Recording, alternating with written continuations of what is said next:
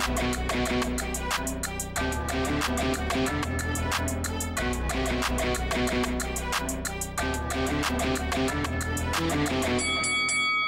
guys, welcome to Boxing Squared for boxing news and views from around the internet. It's been confirmed that Deontay Wilder has split with his longtime assistant trainer Mark Breland. Breland, of course, famously threw in the towel on February the 22nd, 2020 in the 7th round of the rematch with Tyson Fury. Deontay Wilder at that point in the fight was taking a bit of a pasting, and a lot of people saw it as an act of mercy from Breland. However, at the time, Deontay Wilder didn't see it that way. He'd given instructions that no one should ever throw in the towel because he was always in a fight, and he aired out his displeasure in public, as did head trainer Jay Dees, even in the post-fight press conference, saying he didn't agree with the actions of Breland. And subsequently in the media, in the week or so after the fight, Deontay Wilder was quoted with his displeasure. And obviously that's an uncomfortable situation at the time for Breland, who was a long-time trainer, who many saw as acting in a compassionate way and actually looking out for Deontay Wilder's health and welfare. And if he hadn't have acted in that way, Deontay Wilder would have taken unnecessary punishment. So there was one argument to sort of say he did the right thing, and many do believe that, but then others say that Deontay Wilder, his wishes should have been respected. So about a week or so after the fight, though, because this was an issue that was bubbling away, after the fight, as were the excuses like the 40-pound costume, etc., and other different things that came up in the days after the fight that apparently contributed to Deontay Wilder's performance and loss. But there was a statement issued, and this was about the same time as the "Your King is Here" speech, with Deontay Wilder saying that Breland would be staying. And so see here on screen, this is a tweet at the time that Mike Coppinger put out of the statement. "I'm a warrior. I feel the same way I felt on fight night. If I have to go out, I want to go out on my shield, but I understand that my career and my team has my best interest at heart. Mark Breland is still a part of Team Wilder. Hashtag Wilder Fury 2. I did a video on that at the time, and I also speculated at the time that perhaps we could end up seeing that this was something that was a potential communication move, that they had to draw a line under the whole sort of loss, because obviously it started to spiral out of control with the excuses and other bits and pieces after the fight. And obviously the Breland situation, it was a little untidy in terms of the stuff that was happening in public. Deontay Wilder was bagging his trainer, but that statement, as well as the "Your King is Here" speech, that kind of drew a line under it. And then after that, we started to move on to the next angles and, all that sort of thing. But I think a lot of us speculated that Breland probably wasn't going to be in camp when the third fight happened with Tyson Fury. And I guess a lot of people are sort of speculating now that Deontay Wilder has let him go. But it may also be a case that it's a mutual thing, that Breland has actually said, no, I'm not actually going to be coming back to camp. So we don't know all the ins and outs. So I think a lot of people are just assuming that this is just a Deontay Wilder has fired him. But it may be mutual, or maybe it's also a part of Breland just going, well, actually, after everything that's happened, I can't work in the same corner anymore. But we don't know all the sort of ins and outs of what's happened.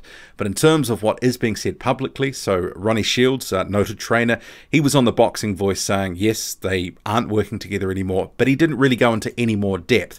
And Shelly Finkel, Deontay Wilder's longtime co-manager, who's managed him right from the beginning and was instrumental in bringing Breland into his corner, he has confirmed they aren't working together anymore, saying that was the decision that was made. After his next fight, it will be determined if the right decision was made or not. And in itself, that statement there is quite curious, because the second part of it, I mean, Mark Breland is just one part of the team, so I don't think you could hang the win or the loss on his absence, if you know what I mean. If he wins, well, that doesn't necessarily mean it was because Breland wasn't there, or if he loses, the same, you know what I mean.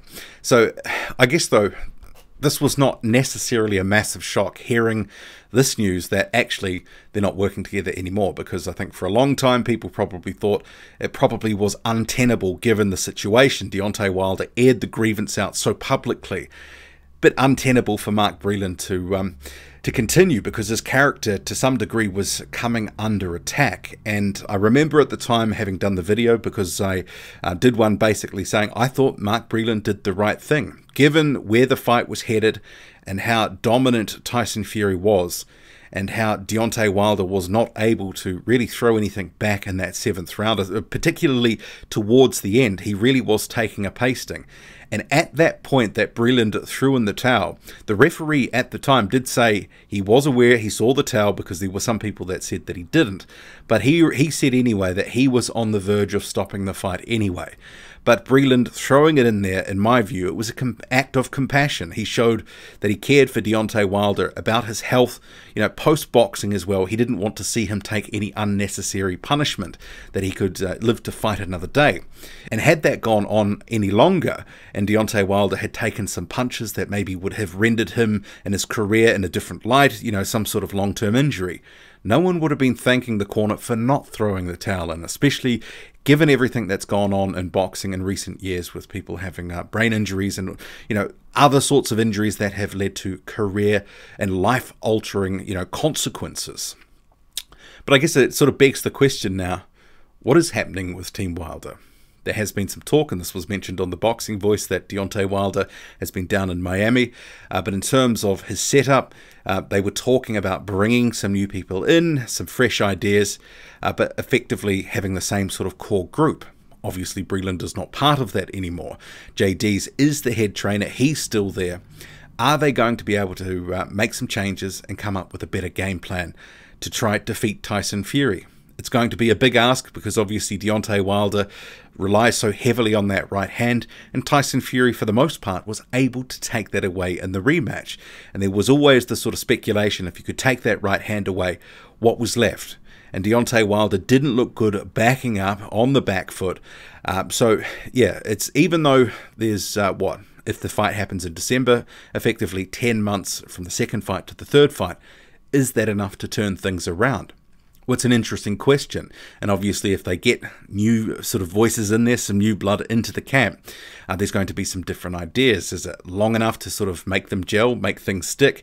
Is it just going to be small things that make the difference? There's all these questions that sort of rattle around. Deontay Wilder does actually have a good jab when he wants to use it, but often we don't see him using it enough. When he won the title back in 2015, he basically won it off the back of the jab.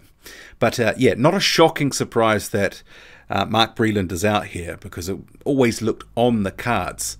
But it is confirmed now. It was one of those open questions, but I guess we have an answer.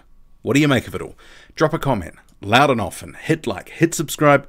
Follow me on Twitter, boxing_squared. I'm out.